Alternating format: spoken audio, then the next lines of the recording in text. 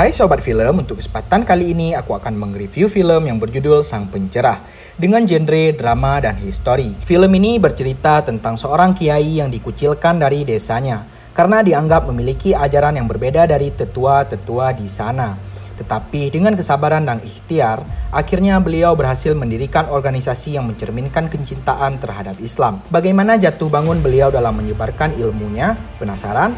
Langsung saja, inilah dia, Sang Pencerah. Film dibuka pada tahun 1868 di desa yang bernama Kauman, Yogyakarta. Di sana telah lahir seorang bayi laki-laki yang bernama Muhammad Darwis. Ayahnya bernama Kiai Abu Bakar dan beliau masih keturunan dari Maulana Malik Ibrahim atau biasanya disebut Sunan Gresik. Pada saat itu, Kauman menjadi kampung Islam terbesar di Yogyakarta dengan masjid besar sebagai pusatnya. Akan tetapi, karena masih terpengaruh ajaran dari Siti Jenar, akhirnya syariat Islam yang dijalani oleh masyarakat lebih mengarah kepada sesat, syirik, dan bid'ah. Hal itu juga tidak terlepas dari pendidikan yang masih kurang menyeluruh dan masih banyak orang miskin akibat penjajahan Belanda. Singkat waktu, kini Darwis telah berusia 15 tahun. Darwis yang sudah remaja telah mempelajari Al-Quran dan hadis, mulai merasa kalau kegiatan memberi sesajen adalah hal yang salah. Tapi justru dianggap ngawur oleh ayahnya, karena membedakan diri dengan yang lain.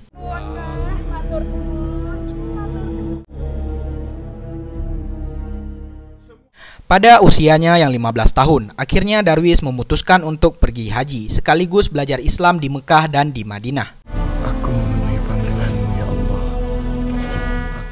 Singkat cerita, setelah menimba ilmu selama 5 tahun di Mekah, Darwis akhirnya kembali pulang ke Yogyakarta dan mengganti namanya menjadi Ahmad Dahlan. Pulang dari Mekah orang biasanya bawa kitab, kamu malah bawa senapan.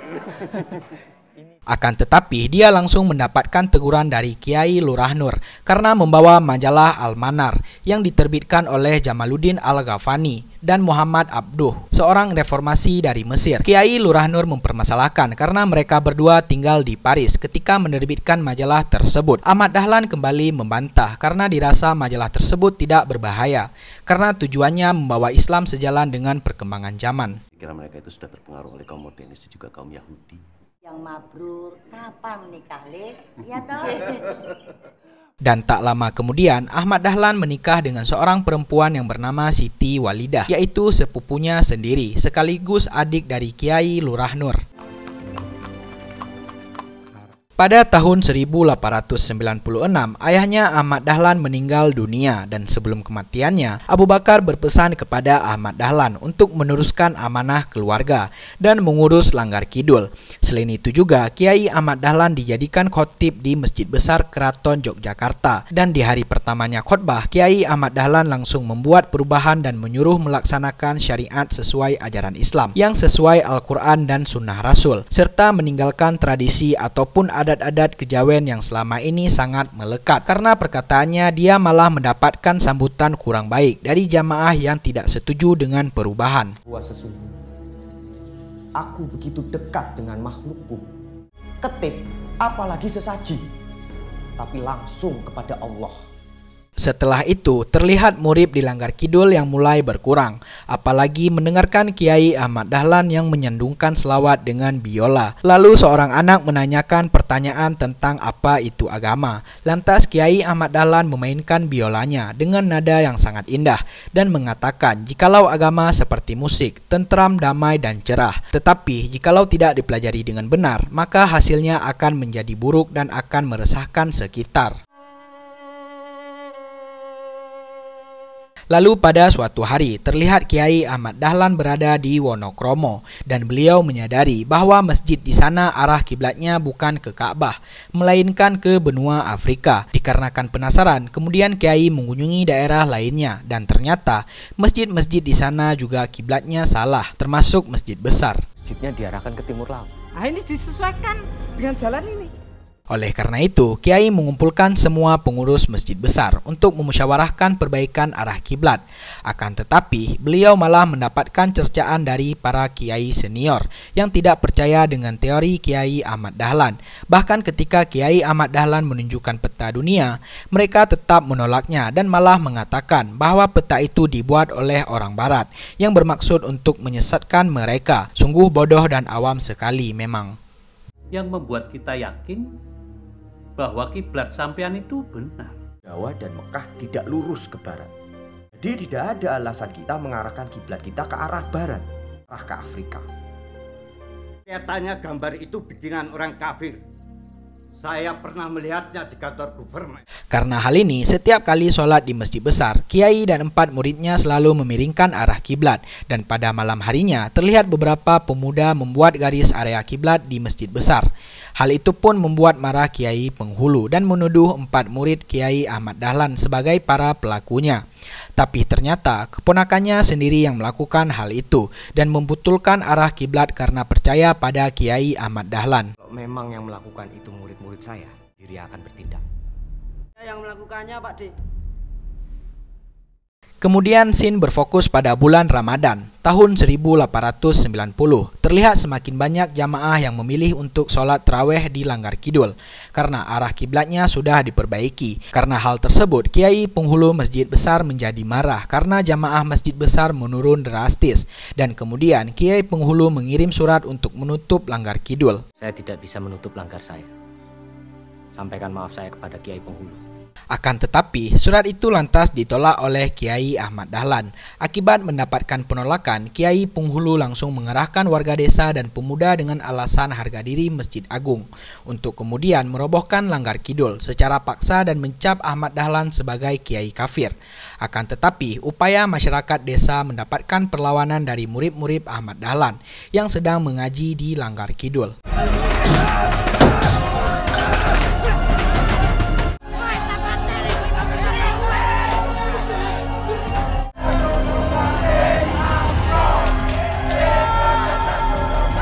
Karena kalah jumlah, akhirnya Langgar Kidul ambruk juga. Pada saat yang sama, terlihat Kiai Ahmad Dahlan sedang pergi ke rumah mertuanya untuk bertukar pikiran. Pas beliau pulang, ia sangat bersedih karena Langgar Kidul sudah roboh dan tak bersisa lagi.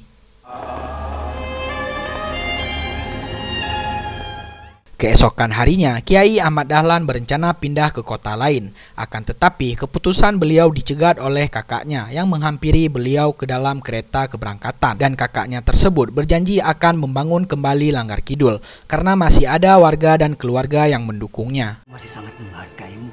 Murid-muridmu juga.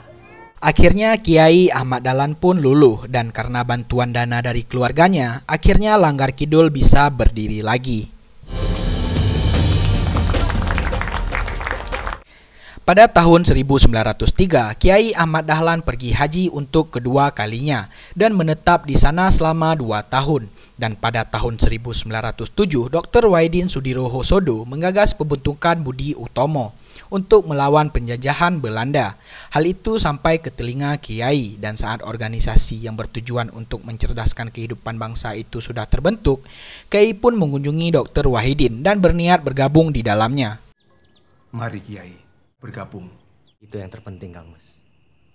Akan tetapi, akibat sering mengurus Budi Utomo, sang Kiai pun makin jarang mengajar di Langgar Kidul.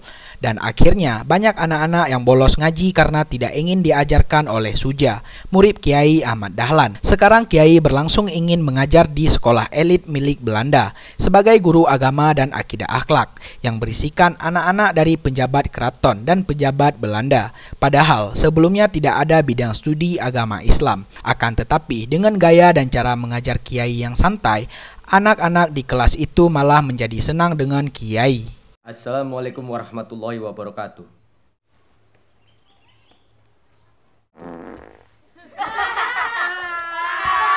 Ada yang mau kentut lagi? Saya izinkan. Syukurlah orang yang bisa kentut. Karena kalau kita tidak bisa kentut, maka perut kita akan membuncit. Alhamdulillahirabbil alamin.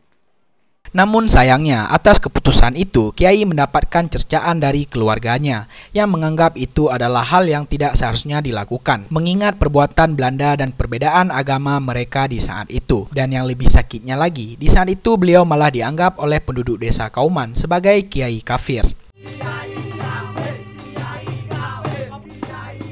Lama-kelamaan, Kiai pun menjadi bimbang dengan pilihannya ini. Akan tetapi, beliau sangat beruntung karena memiliki istri yang sangat baik dan selalu mendukungnya akan setiap keputusannya dalam mengambil langkah. Kalau itu yang menjadi pilihan Kang Mas, aku tidak akan mengenal suamiku.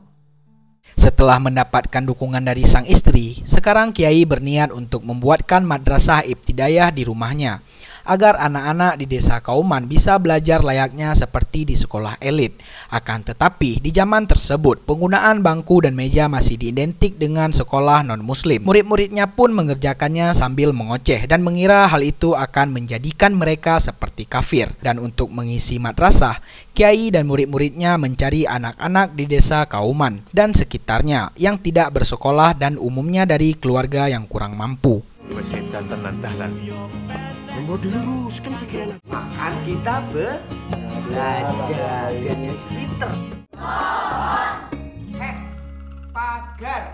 Setelahnya, semakin banyak warga yang mendukungnya dan bertanya pendapat kepada beliau, umumnya dari keluarga yang kurang mampu, karena mereka merasa bahwa Kiai Ahmad Dahlan adalah orang yang toleransi dan tidak memberatkan sesuatu yang beliau kira adalah sunnah. Apalagi saya itu nggak punya uang untuk buat apem dan nasi kuning. Cukup doa yang khusyuk, insya Allah diterima. Dan scene kembali memperlihatkan Kiai Magelang yang tiba di madrasah Kiai Ahmad Dahlan. Kiai Magelang menegur Kiai Ahmad Dahlan sebagai seorang kafir karena menggunakan peralatan mengajar buatan orang non-muslim, seperti contoh biola, kursi, dan juga meja.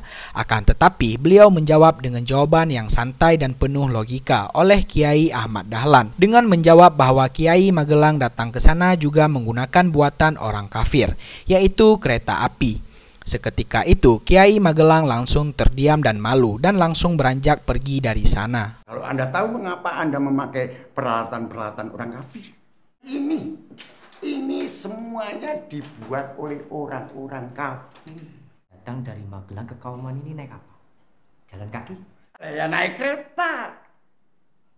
Saya itu tidak bodoh. Hanya orang bodoh yang menyebut sekolah ini sekolah kafir. Kereta api, perlengkapan yang dibuat oleh orang kafir. Mulai. Ayo mulai. Singkat cerita, murid-murid setianya semakin yakin dengan bimbingan Kiai Ahmad Dahlan selama ini. Walaupun ajaran beliau saat itu dianggap asing, namun mereka tetap percaya dan setia kepada Kiai Ahmad Dahlan. Karena Nabi Muhammad SAW pernah bersabda bahwa sesungguhnya Islam hadir dalam keadaan terasing dan akan kembali dalam keadaan terasing pula. Maka beruntunglah orang-orang yang terasing itu, karena sesungguhnya merekalah yang merapikan segala sesuatu yang salah. Maka dan dikarenakan semakin luasnya kegiatan sosial mereka yang dibarengi tanggapan positif dari masyarakat, Kiai pun berniat untuk membentuk suatu organisasi. Saya setuju, Kiai. Akhirnya, dengan dibantu pengurus Budi Utomo dan 5 muridnya, Kiai Ahmad Dahlan bisa merumuskan pendirian Muhammadiyah yang memiliki arti pengikut Kanjeng Nabi Muhammad SAW, dan tujuan utamanya untuk membantu masyarakat, bukan untuk kepentingan pribadi. Budi Utomo akan membantu. Proposal pendirian Muhammadiyah disambut baik oleh Sultan Keraton dengan catatan ajarannya jangan sampai membuat perselisihan dengan masjid besar dan masyarakat. Ngucemake kawibawan masjid gede. Akan tetapi, tanggapan berbeda datang dari Kiai Penghulu dan para Kiai masjid besar yang takut kedudukan mereka sebagai pemimpin Islam di Keraton akan tergeser oleh Kiai Ahmad Dahlan dan menolak proposalnya. Kedudukan sebagai residen. Balik loh kan.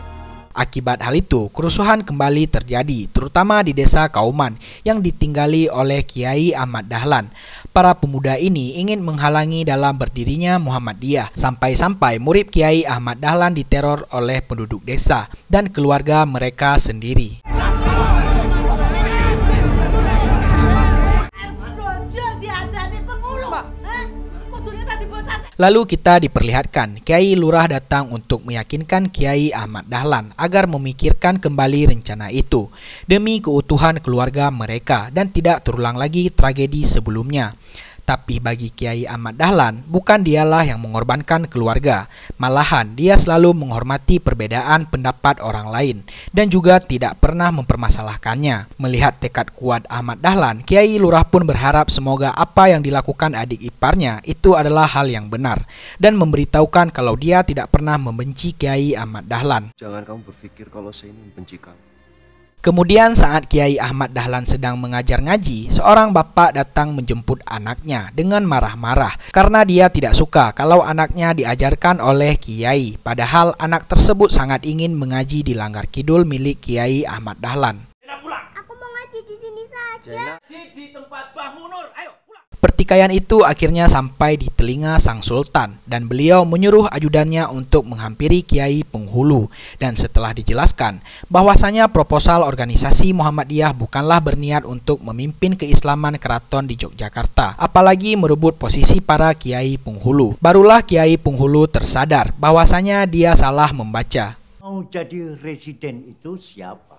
Dahlan ingin jadi residen. Dahlan mengajukan diri sebagai presiden, bukan residen. Dia mengira Kiai Ahmad Dahlan ingin menjadi residen, padahal di proposal tertulis bahwa Kiai Ahmad Dahlan adalah presiden organisasi atau pemimpin organisasi, bukanlah residen. Buat kalian yang mungkin belum tahu residen adalah sebuah jabatan pemerintahan yang mengambil tempat tinggal permainan di wilayah tersebut sebagai seorang perwakilan pemerintahannya. Panjenengan itu penghulu agama. Mohon maaf ya guys, saya sedikit kesal, makanya baca yang benar. Baca sepotong-potong, kemas kesimpulan sepihak. Makanya jadi pemimpin yang berbobot, jangan yang buta huruf dan ego. Untung kita sekarang tidak dipimpin oleh orang yang seperti itu. Saya tidak tahu harus berbuat apa. Setelah menyadari kesalahannya, dia akhirnya menurunkan egonya dan mendatangi Kiai Ahmad Dahlan untuk berdamai dan saling bergandengan tangan menjaga keharmonisan agama Islam sesuai keyakinan dan pendapat mereka masing-masing karena kebenaran hanyalah milik Allah Subhanahu wa taala. Manusia lebih memilih melindungi kewibawaannya. Semua ini untuk apa? Khalifah pemimpin bagi dirinya sendiri. Akhirnya pada tanggal 12 November tahun 1912, organisasi Muhammadiyah resmi berdiri di Desa Kauman, Yogyakarta untuk cita-cita pelaksanaan pembaruan Islam di bumi Nusantara melalui pelaksanaan syariat Islam melalui tuntunan Al-Quran dan juga hadis. Kiai Haji Ahmad Dahlan wafat di Yogyakarta pada 23 Februari tahun 1923 pada usia 54 tahun. Karena tekad dan usaha beliau dalam sisa-sisa hidupnya, kini Muhammadiyah sudah memiliki 2.289 taman kanak-kanak, 1.176 sekolah dasar, 1.188 sekolah menengah pertama, 515 sekolah menengah atas, 278 sekolah menengah kejuruan, 543 madrasah sanawiyah, 172 madrasah aliyah, 1428 madrasah ibtidayah, 67 pondok pesantren, 19 akademi, dan masih banyak lagi.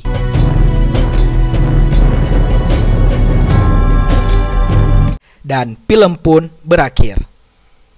Secara keseluruhan, film ini memang luar biasa, nuansa Islam yang begitu kental dan juga semangat sosok pemimpin yang tidak pernah menyerah dalam menyebarkan agama Allah. Pesan dari Kiai Ahmad Dahlan, setiap harinya kita sama-sama belajar untuk menjadi yang terbaik di mata Allah, tidak hanya untuk diri sendiri, tapi juga untuk kepentingan banyak orang. Hidup ini singkat dan hanya satu kali. Manfaatkan tidak hanya untuk kepentingan diri sendiri. Allah berserta orang-orang yang peduli. Itu. Oh ya, buat kalian yang mau request film, tinggalin aja di kolom komentar biar Mimin bahas. Sampai jumpa di video lainnya dan semoga hari kalian menyenangkan guys. See you next time.